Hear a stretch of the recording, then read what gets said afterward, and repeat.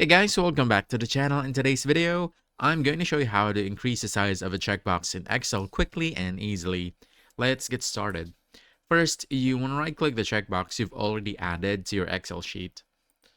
Then from here, you want to choose Format Control.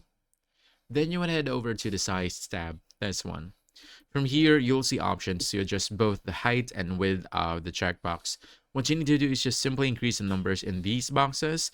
The higher the value, the bigger your checkbox will appear. And once you're okay with the size, you can go ahead and just click on OK.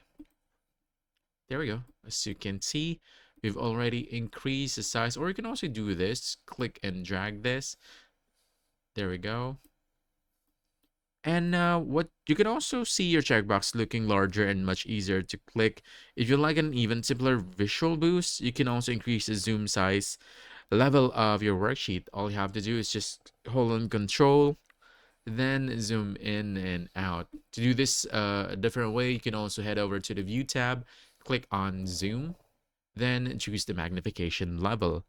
And basically, that's it. You've successfully increased the size of your checkbox in Excel.